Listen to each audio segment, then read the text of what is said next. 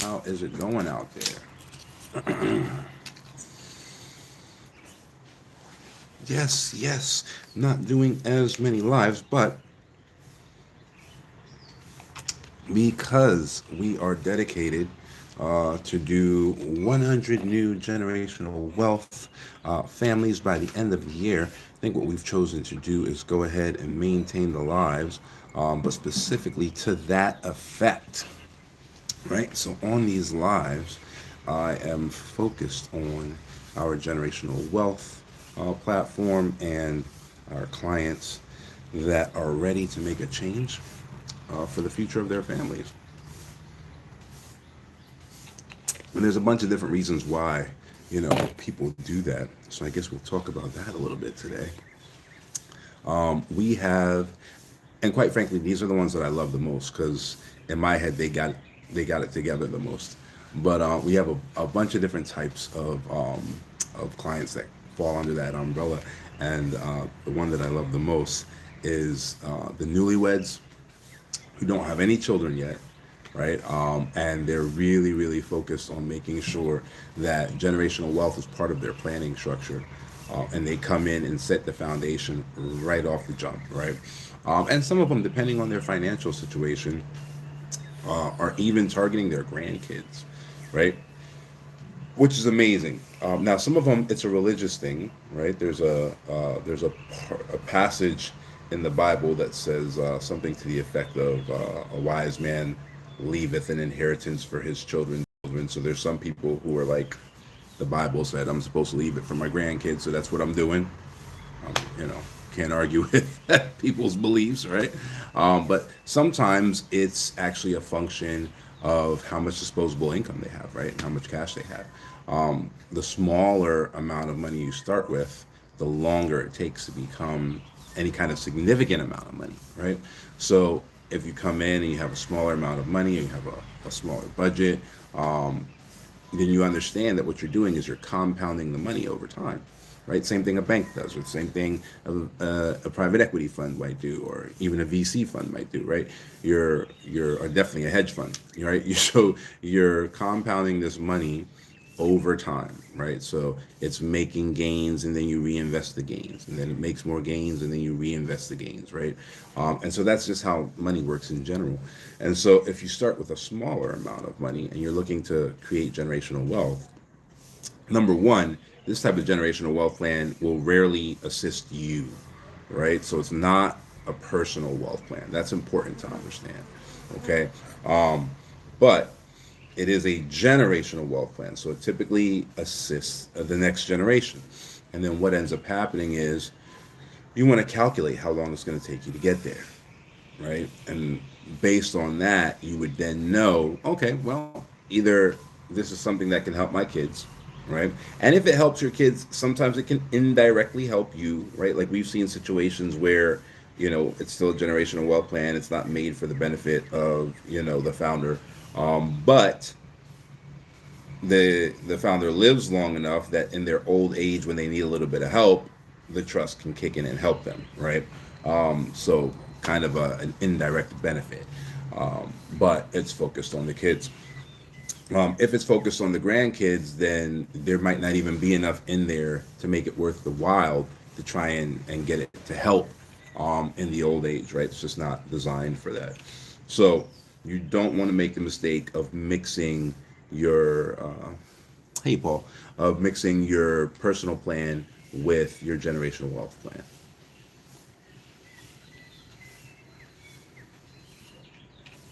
Right? It's just not going to work out.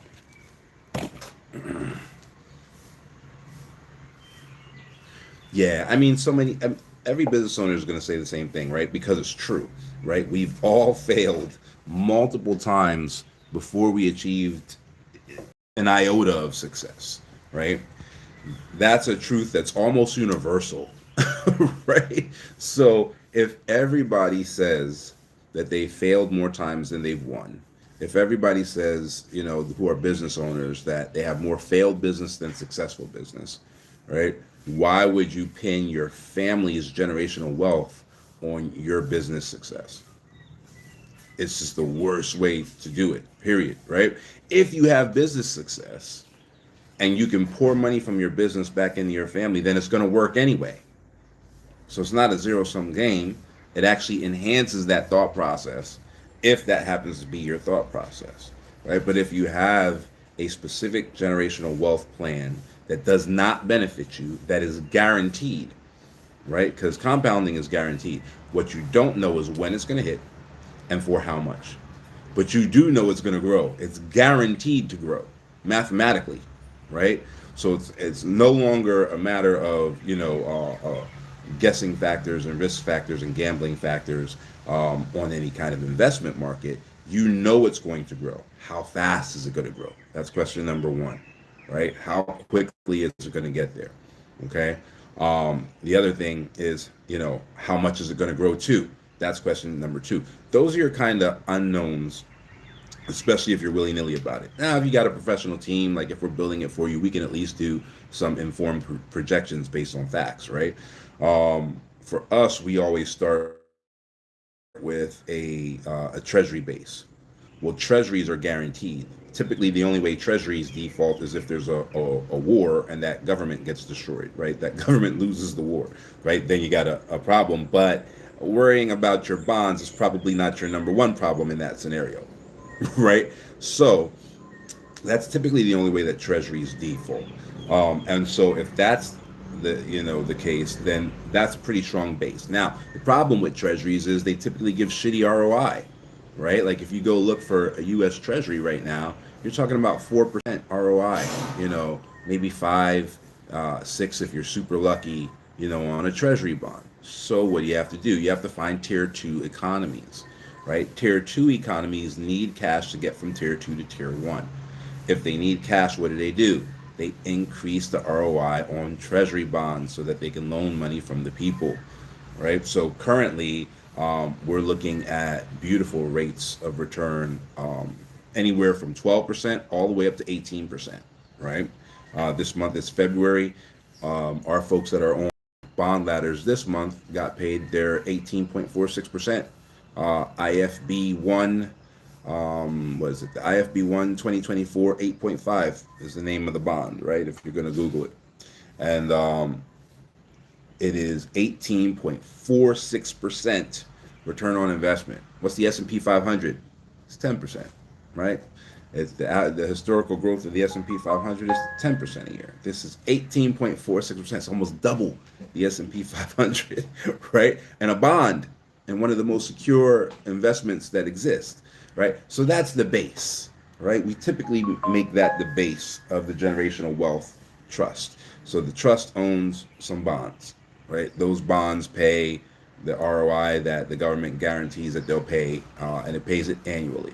They make the payments biannually. So the ROI is guaranteed as an annual ROI, and they make 2 payments a year. We do bond ladders so that you get a payment every month. But that's not absolutely necessary in a generational wealth trust fund. It's absolutely necessary for people that were relocating and they want to live off of the investment money and not have to work for the rest of their lives. Now it's necessary to make that money come in monthly, right? So that's where the strict discipline of the bond ladder really matters, that we do a bond ladder where you get paid every month. But when we're talking about generational wealth, that strict discipline doesn't actually matter, right? Because you're not spending any of the money anyway. Okay, so all you need to have money that's compounding. That's it, right? So if all of that money is only coming in 3 months or something like that, 4 months, who cares, right? As long as the trustee is acting essentially like a family office and reinvesting that money for you, for your kids or your grandkids over time, right? So we have some folks, they come in with a tax return, right? So it's $2,500 or something like that, and then they end up compounding that over 60 years, and then their projection is something like 1.7 million at the end of the 60 years or whatever, because it's such a small amount of money. Glad I made it in. I need income to live off of in Ghana. Well, that's a different calculation. Not that it wouldn't work, but it's a different calculation. Because our law firm only relocates people to Kenya, We know that the bond ladder can absolutely allow you to just quit your job and live in Kenya and be okay for the next 10 years and not have to worry about income. The cost of living in is not factored into that, right? So it doesn't mean that it's not going to work. It just means that we haven't run the numbers to see like how it would work for Ghana, right? But it's possible that it might be similar. Ghana is not tier two moving to tier one, right? Ghana is either at the very top of tier three moving to tier two, or at the very bottom of tier two on their way up, right? So Ghana as a country might not be asking for as much money from its citizens, and so their bond rates might not be as high as Kenya. Kenya is building a nuclear power plant right now. Kenya is building a brand new international airport right now. Kenya is building a they call it Silicon Savannah. They're building a what do we call it in the United States? Nah, I've forgotten it. But they're building their own like tech infrastructure right now, right? So they're doing a lot of big things right now to take them to first world country, tier one economy status, right? So to make that jump, they need money. And so, in order to make it attractive for people to give them money, they're increasing the ROI on bonds, right? Which bonds is the government taking a loan from you and treating you as the bank.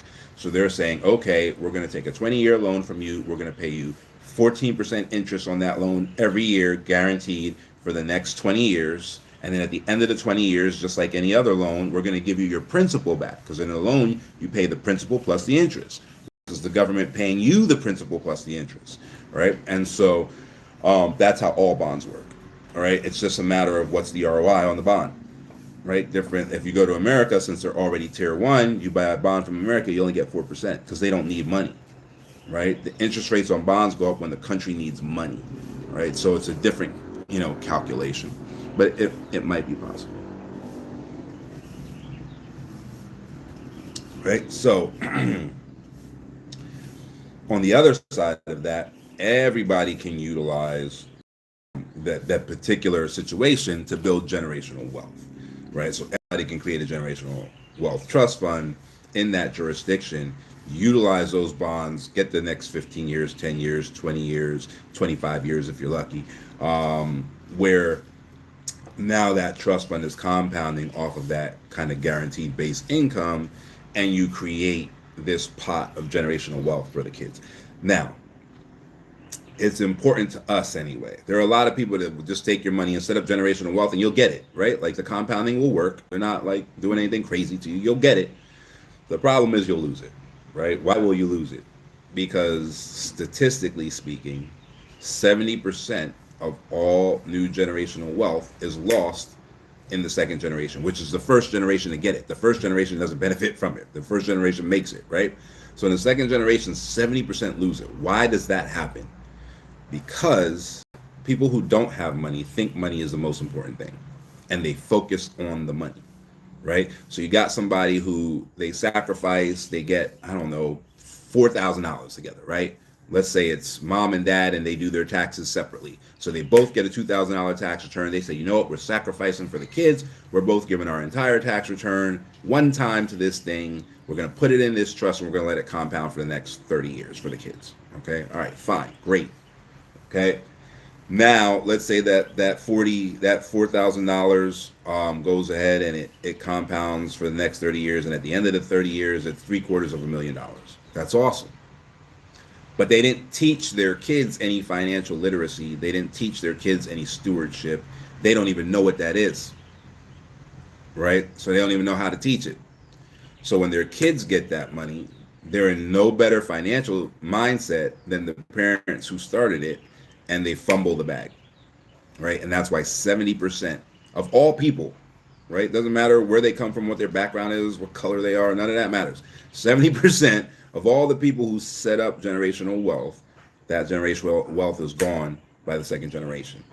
The reason for that is education, right? The reason for that is education. The reason for that is because a whole bunch of, trust attorneys and organizations and all that will go ahead and set this thing up for you and then not tell you anything else. It's set up. I did what I said I was going to do. Pay me my money. Thank you. Goodbye. There you go. You got what you wanted. It's set up. And when your kids get it, it's wiped out, right? The education is the most important factor, absolutely, bar none. The money is actually easy. The money is just going to compound and compound and compound. That's actually the easy part. The hard part is the education. All right. So we want to make sure that you have that education moving forward. And the other thing is, a lot of it's not active. All right. A lot of it can't be taught, it can only be transmitted. What's the difference? If you're teaching something, then it's active. Then you set goals. There are milestones. You're assisting, with the learning process, and you can oversee that learning happens. Right? You're teaching that thing. How do you teach empathy? Right? It's not taught. It's transmitted. Your children see you being, empathetic, and then they gain empathy through transmission. Right? The same thing applies to your cultural capital, right? The same thing applies to your attitude towards finance. The same thing applies to your disposition, right? Towards responsibility, your disposition towards family, right? It's literally the same thing as the parent who has their kid at the playground and their kid hits another kid, right? We're talking about, like, I don't know, less than 2 years old, right? Less than 2 years old, hits another kid. Say you're sorry. Say you're sorry. Right? And the kid does what? Sorry. Pow. Hits him again. Right? If you're a parent, you know exactly what I'm talking about. Right? The forcing them to say you're sorry meant nothing. You taught them a word. That's all you did. You didn't actually transmit empathy to them. You didn't transmit the understanding of what sorry means to them. None of that. Right? Now, same scenario. Kid hits the other kid. Right? Other kid's sitting there crying. You say, hey, looks like little Tommy's crying. What should we do about that? Now, that doesn't mean that the first time you ask that question, your kid's going to be an Einstein and magically figure out that, oh, what we should do about that is say sorry and I shouldn't hit you anymore. But the wheels are turning. It's not just, oh, if I say this magical word, I get out of trouble. So I can hit anybody in the face I want. And if I say I'm sorry, I don't get in trouble. Right? It's not that anymore. Now you've transmitted the process of learning empathy. Right? Now the wheels are turning. Now they're like, ooh, so-and-so's crying after I hit them, or so-and-so's crying after I took their toy and didn't share with them. What should I do about that? And then naturally it progresses to a place where they actually understand what sorry means. And when they say it, it's not just some empty nonsense that a toddler is saying, and then he slaps them in the face again, right? That type of education is necessary also, and is the harder type of education than taught process, right? So when you're dealing with somebody who actually cares about community impact and actually cares about your family becoming a true wealth family, then that education has to be built into what you're doing, right? If you're dealing with JP Morgan, they'll just build your trust. They'll take their commissions and call it a day, right? So you got to make sure that, and so for some people that's cool, it works. For some people, they already have the cultural capital, they're already doing the education, and that's all they need. So you got to be honest with yourself. Are you coming from money? Do you already have that cultural capital? Are people having discussions every Sunday morning about bond rates and options and puts and calls and derivatives, and you even know what those things are? Right? So if that's where you are, then cool. You just pay somebody to create the structure for you and carry on. But if not, if you're the first in your family that's going to create something of substance and you want that thing to last forever, then you got to be honest about what you don't know. And you got to find somebody who's willing to set you up to learn it, if not teach it to you. How do you set somebody up to learn something?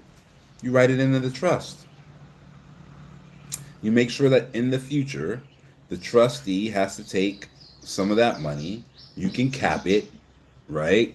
'Cause trustees are typically lawyers. That means that they went to university, right? That means that they know folks at university that match the parameters of what you want taught, right? You don't want them to overpay their friends, so you can cap it if you want, right? But you would set, something up within the trust that says, all right, I need my kids to learn financial literacy. So once the trust has X amount of dollars, let's say it's 100,000. Once the trust has $100,000, you can, during the annual meeting, which also doubles as what? The family reunion, right? So during the annual meeting of the trust, which also doubles as a family reunion, you would choose what age the kids start learning, right? Starting at the age of 13, you're going to bring in somebody who's going to teach financial literacy, economy, econ, whatever the case may be, business, all of those things over the weekend that we're having the annual meeting, right?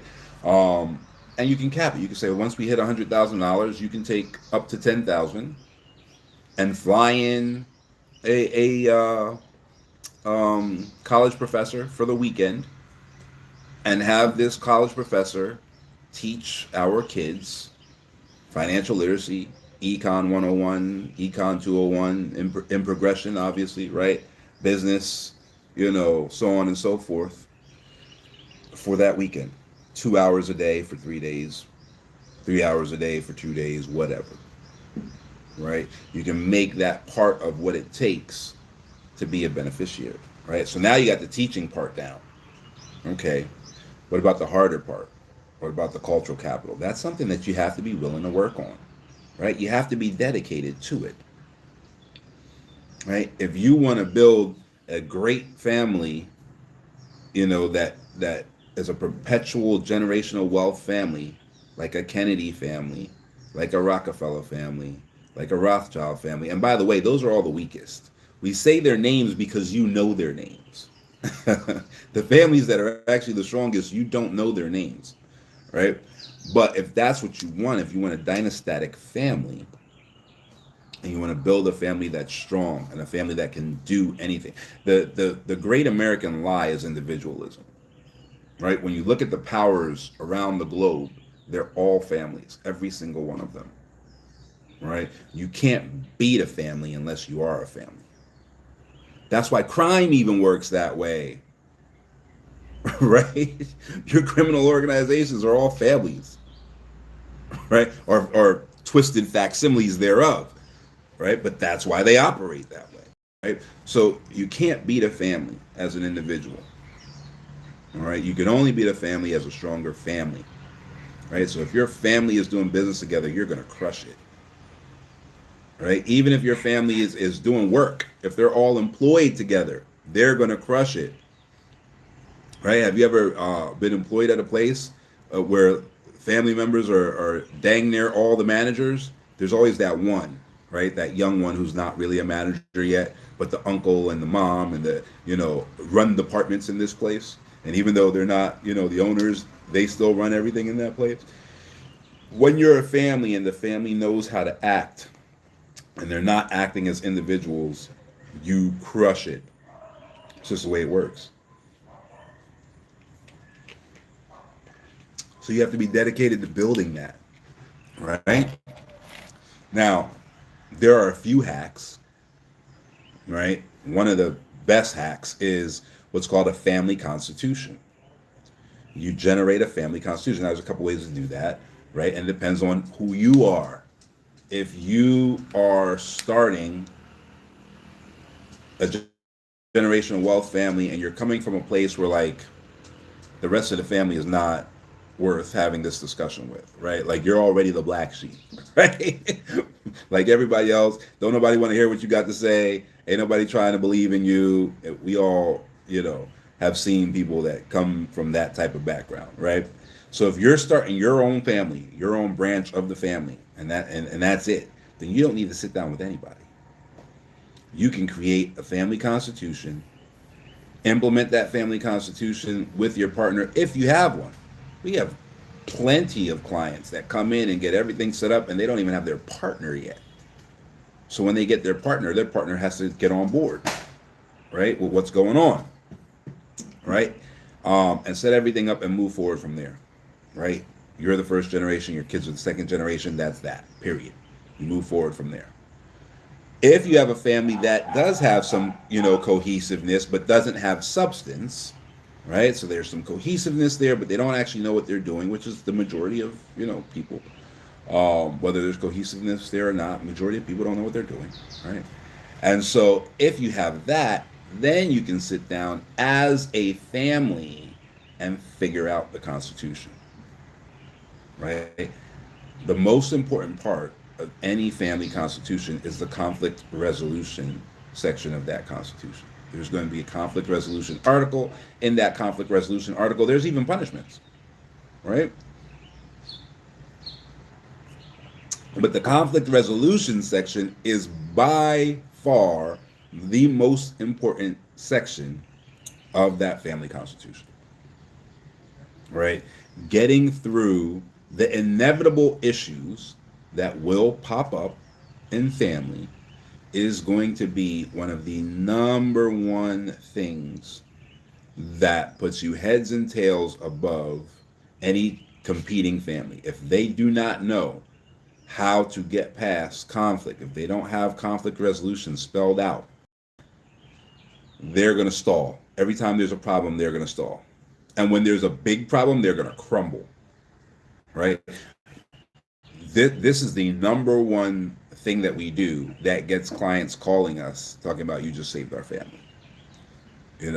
We had to call you, you wouldn't believe what just happened. And then we used the conflict resolution and it took a while, maybe it took us 6 months to get through the process, but we gotten through the process and it saved the family. Right? Because there are things that happen in families that, destroy the family if there's no conflict resolution in place. And sometimes the resolution is you kick that person out of the family. Right? Sometimes that's the answer. Right? We've definitely seen that. In most of the family constitutions that we write up, if Uncle so-and-so touches anybody in the family, they're out and they're going to jail. Right? Like there are certain things where people just get kicked out of the family. It is what it is. But there has to be a standard for that, of course. Right? And then you don't have these disgusting family secrets where there's some weird uncle who can't be alone with anybody and nobody knows why. You know what I mean? Like that's out. Because it's in writing. You understand this is what the family stands for. This is what we're doing moving forward. Everybody knows it, and you're going from there. But smaller issues, that maybe aren't such small issues. Like I remember there was a client that called, and they were like, man, the one brother slept with the other brother's wife. Right? Now, that's not a tiny issue, but it's the kind of issue that could have split a family right down the middle. Half the family talking about, that girl seduced that guy. The other half talking about why would he sleep with his brothers, and this split down the middle. Now the family can't work together anymore. All their businesses are in shambles. Now they're working against each other. They're spiting each other, stabbing each other, and all kinds of craziness is going on. Right? The brother who was wrong, there was a punishment based on, the family constitution. You broke the family law, essentially, and now there's a price to pay for that. So there was a price that person had to pay. Justice was served based on what the family agrees is justice. So people got over it. There was no this side of the family versus that side of the family and who thought this person was right and who thought that person was right, and that was out the window. So the family business continued and the family's generational wealth continued. Right? Even though that was a serious situation, right? But they were able to get over it because there was a system in place that allowed that. You don't realize, until that system is necessary. Hey Ryan, what's going on, man? So you don't realize until that system is necessary, how desperately it's needed, right? How desperately it's needed. So if you're going to be serious about building a generational wealth family and building a dynastic family, and then you got to do that groundwork, right? You got to lay that foundation so that the thing that you built doesn't just disappear, right? One person's hormones destroys the whole family, right? Yeah, yeah, definitely. All right, Ryan, have a good one.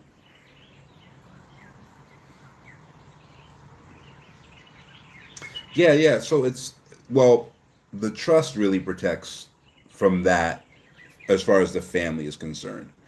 But a lot of the trusts do require like prenups and all of that stuff to make sure that you don't have a Vanderbilt issue, right? The Vanderbilts were the richest family of its time, richer than the Rockefellers and all of that, and they were around at the same time.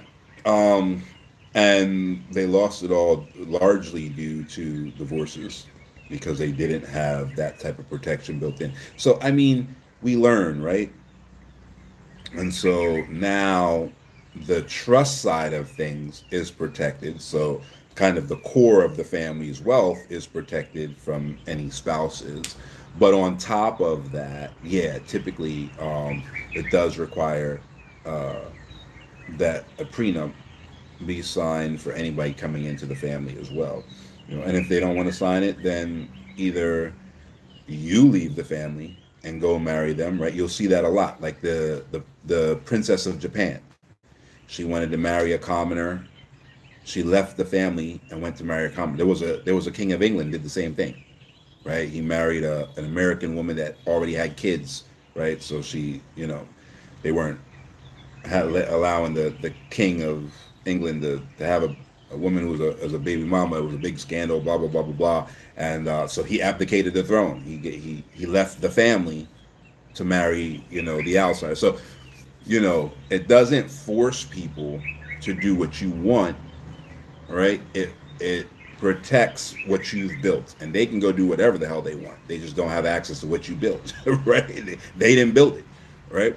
And so that's what happens in those situations. So yeah, the prenup can be there and typically is, but the prenup doesn't protect the family money. The family money is protected by the trust. Right now, your individual money can be affected obviously by that marriage, so the prenup protects that. But the trust has clauses in it that make sure that it's untouchable by anybody who marries in.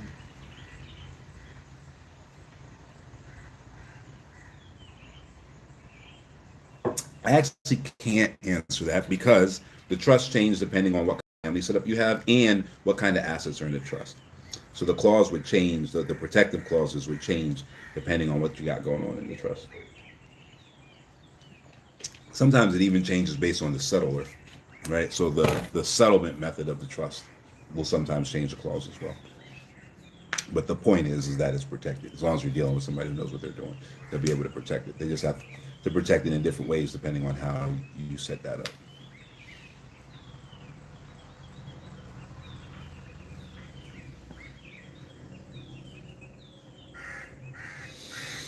Oh, there is no fastest. You know what I mean? I suppose a year because most RI is based on annual returns. So I suppose the fastest could be a year. But I mean, other than that, there really is no fastest. So for example, let's say that in 2024 somebody put all their money in the infrastructure bond, the 18.46% infrastructure bond. Now, the big thing about infrastructure bonds here, which is why we do our bond ladders here and all that, is an infrastructure bond is tax exempt, right? So that's a beautiful thing, right? And so because infrastructure bonds are tax exempt, you're getting that 18.46, all of it dumped right into your account in February. right? In February and August. Okay, so the folks that got into that in 2024, which is when it first launched, there was another fund called a special fund, which is essentially a hedge fund. Now, in America, in order to join a hedge fund, you typically need $1 million. Here, you don't. Another reason why we use this jurisdiction, right? So here, it's called a special fund instead of a hedge fund, but it's literally the same thing, right? So there was a special fund called ARVOCAP Special Fund. Google it. ARVOCAP Special Fund. ARVOCAP, right? Our vocap special fund had a 60% ROI last year. Look it up. Right? So now you got 18.46% coming out of the bond that's tax exempt. You take that 18.46% that you don't have to pay taxes on, you throw it into ARVOCAP, you get 60% on that. Right? So there is no minimum time. Like folks that were lucky enough to have that combination funded their entire generational wealth in 1 year. Right? The ARVOCAP side was luck. The trust side was locked in, right? The trust side is locked in until the maturity of the trust. Right? That's why we use the treasuries as the base of the trust, so that the trust side can be locked in. Right? Is there a minimum to start a bond ladder? Yes. The minimum to start a bond ladder would be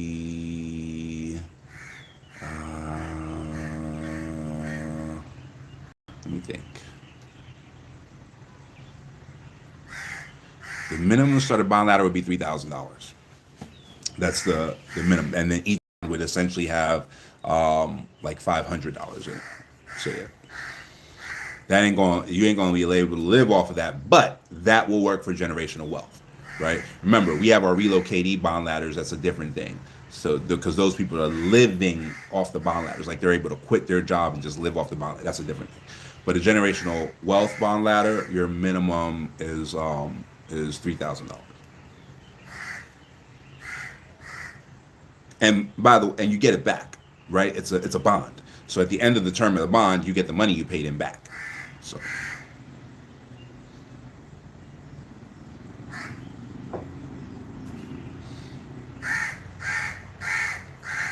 hey, how's it going?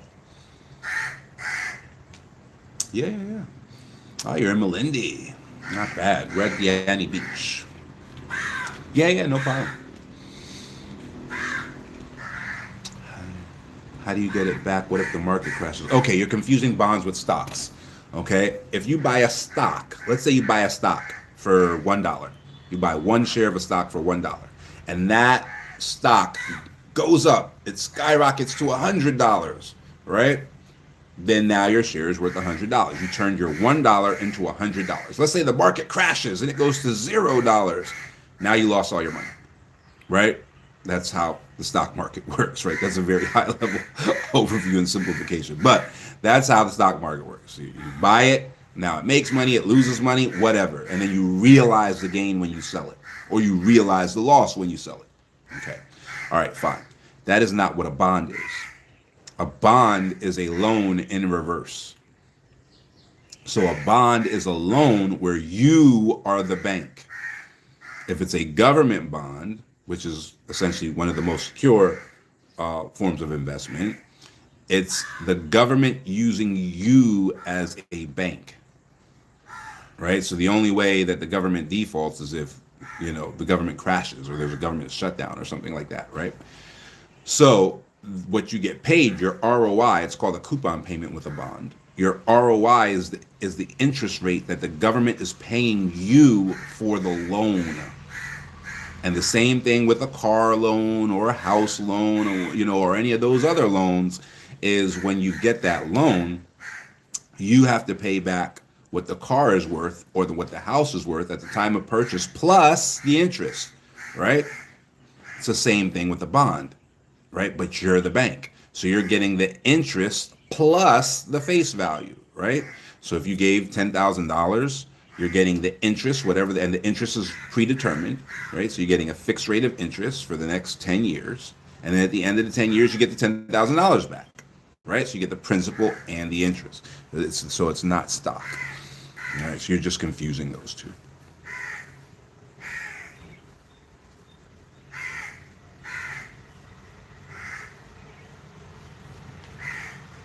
Yeah, yeah, no, not a problem.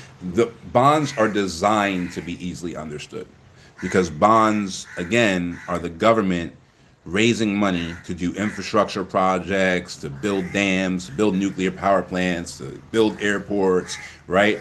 And so they need the average person that works at the shoe shop or works at McDonald's or works at, wherever. They need that average person to be able to understand what it is they're asking for and to be able to understand how they're getting their money back. Because that's who they're raising money from. They're taking the loans from the average, individual. So by design, bonds are incredibly simple to understand.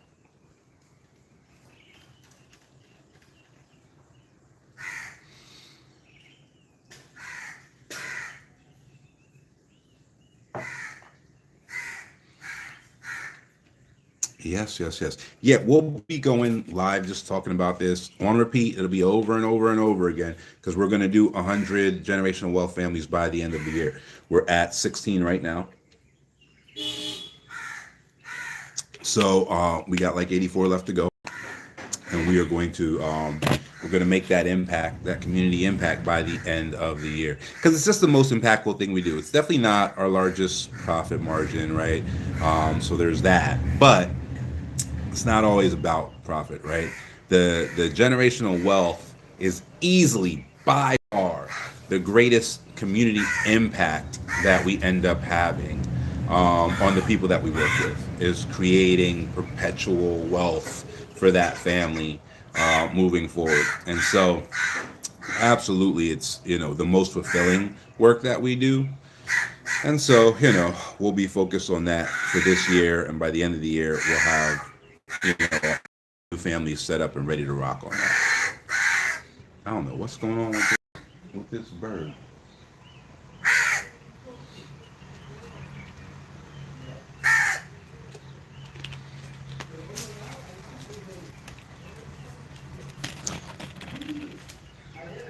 They're smart too.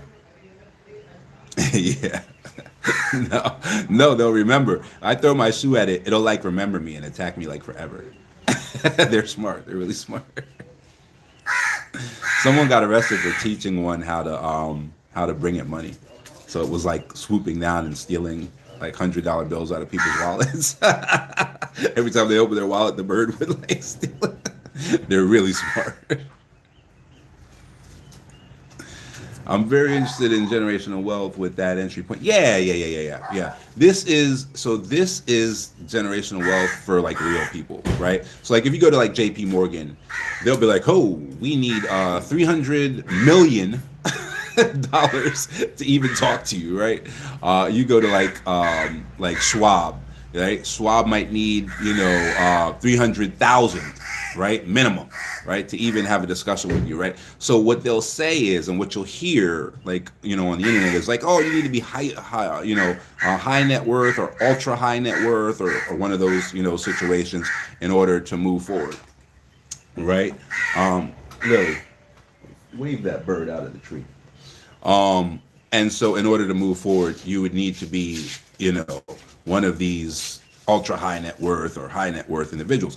And they're right because of what they're talking about. They're talking about asset protection, right? And so in order to do asset protection, you need assets, right? So now in order for them to make money, because maybe they charge 3% of your assets, they have to figure out, okay, what do we want to make off of each client? Okay, we're not getting out of bed in the morning unless we make $1 million on each client.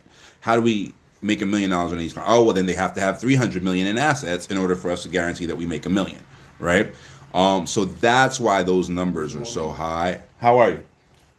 So that's why those numbers are so high, is because they have a minimum amount of money that they want to make, right? When you're dealing with a generational wealth trust fund instead of an asset protection trust fund, you can literally start with $100. The issue becomes, right, like when you asked about the minimum, the issue with the minimum becomes you can't buy a bond with $100, right? The minimum you have to spend for that bond, is closer to $500, and that's why that becomes the minimum, right? But if somebody didn't want a bond floor, right? If somebody was like, you know what, screw it, I know that the bond floor is the most secure, and I know that that's the most guaranteed investment that I could start with. But knowing that, I'm consciously making the decision to be more risky than that, and go with the stock floor. You can spend $100 and get some stock and see what happens. Right, the stock might zero out, the stock might explode, but you could get risky like that if you want to, and not have a guaranteed growth trajectory, right? And so it depends. The lower the amount of money you start a generational wealth trust with, the lower compounding you have, right? So the longer it takes for that money to become big money, right? And you can go to YouTube and just search out compounding. There'll be 1,000 videos that show you how it works. It's just math. There's nothing, sounds magical that you can start with, $5,000 and 60 years later have 3 million, but it's literally the same thing that you're doing with your 401k, right? It's literally the same thing you're doing with an IRA. It's the same thing, if you're contributing, $200 a month, and then you're hoping that by the time you're 65, right, and you didn't start working when you were a baby, so it's not 60 years, it's more like 45 years, right? So you're hoping that by the time you're 65, there's $2 million in there, all the numbers that you see all over the internet, right? So it's the exact same thing, except in this case, you've put a chunk of money in. That chunk of money is compounding at a certain interest rate. And then you're hoping that 45 years later, that in that trust, you have the same thing that you would have had from a 401k or from a whatever. The difference here is the person that's making the monetary contributions is the money that you put in the first place, right? Because when you do the bond ladder, it's kicking out that interest rate money every single month, right? So that's the payment. The trustee of the trust takes that payment and reinvests in something else every month, right? And so that's the compounding. So that's happening without you even touching it for the next 45 years for your grandkids, or the next 10 years for your kids, if that's what you want, right? You can set it up any old way you want to set it up, but that's how it works. So you make one investment, and that investment makes the payments forever. That's how wealth works, period. Right? That's why people who are like super focused on a employee mindset really, really can't wrap their heads around a wealth. They might get rich, but they never get wealthy, right? Because they're making the payments and they feel good about it. Like, ooh, I made my retirement payment this month, and I made it again next month. And look at that, I've made my retirement payments for 20 years. Wealth, the money makes a payment. They're not making any payments. They're not concerned about making payments. Right? They want the payments to go up. They put more money in play, and they let more money make more payments. Right? But compounding causes the payment to go up, period. Because every time that money makes money, it gets put back into the pot. Right? And so you might have heard of like the rule of 72. The rule of 72 tells us how long it takes for the money to double. Right? And I was talking about that infrastructure bond that pays out 18.46%. You can Google it, right? Kenyan infrastructure bond, 18.46%.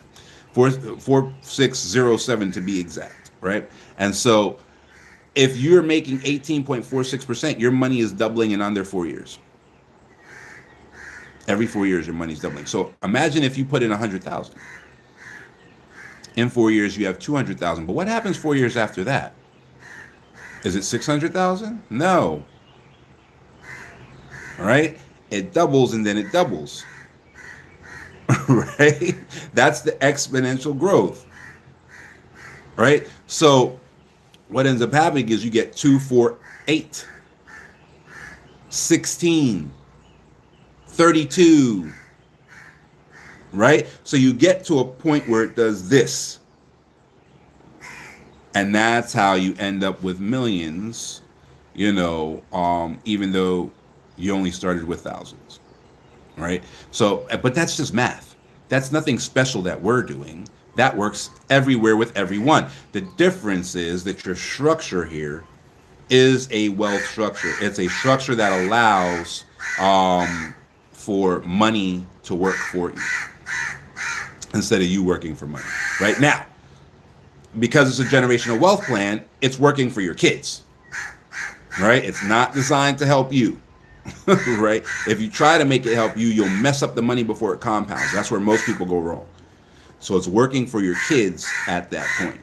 But it is a guaranteed way to create generational wealth. Again, the only thing that you don't know is when it's going to hit and how much it's going to hit for. But if you have that base, you can make a pretty good estimate. Right? So if you have something like a treasury fund where you have a pretty solid base, there's a pretty good estimate for like, all right, this is going to take me 30 years. In 30 years, I'm going to have the 10 million that I want my kids to have, you know, or my grandkids or whatever the case may be.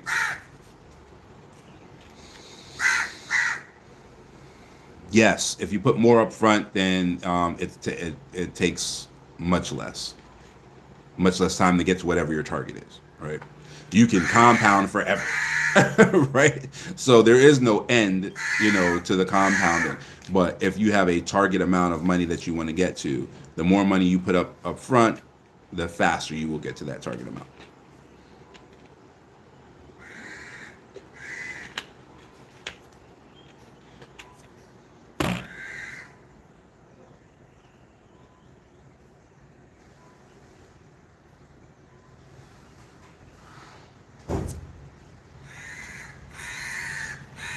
Oh, that's a good question.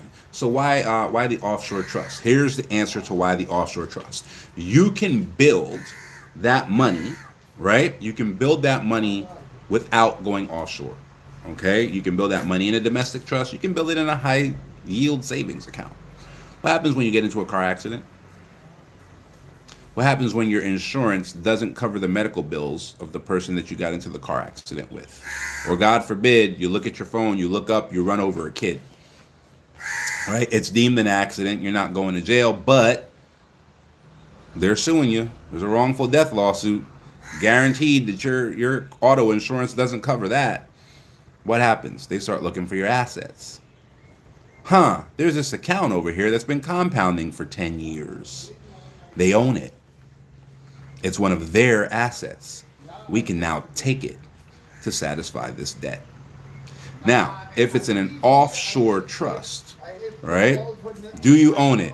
No, the trust owns it. Now, the trust has been formed for the benefit of, you know, of the kids, right? So, all right, fine. They're the beneficiaries.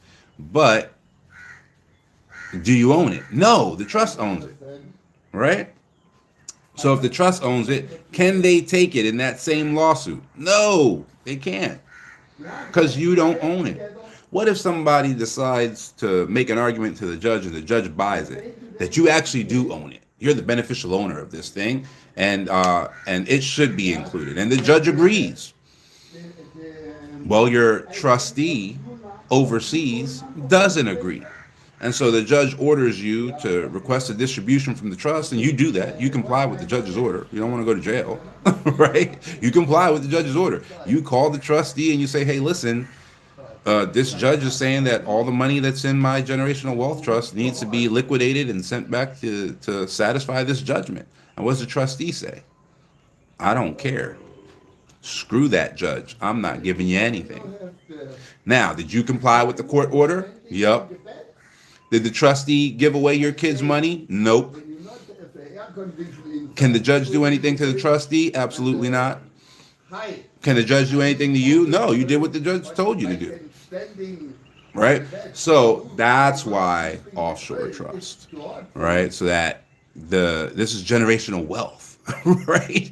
You want to make sure it's protected and insulated from any tomfoolery, you know, in your local jurisdiction. So that's why we choose offshore trust to build that generational wealth. Good question. All right. Any other questions on any of that?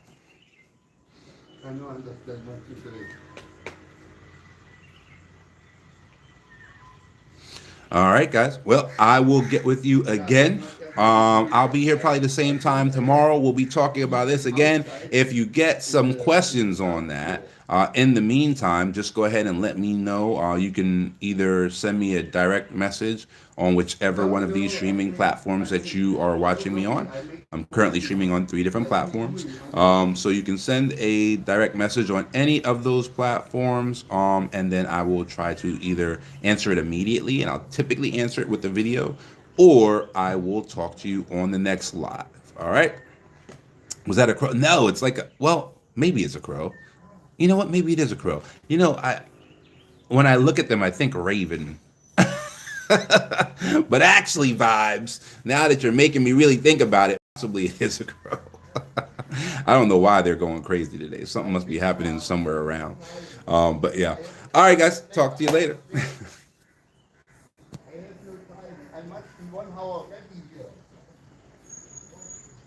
I have him say, I sent him later the money.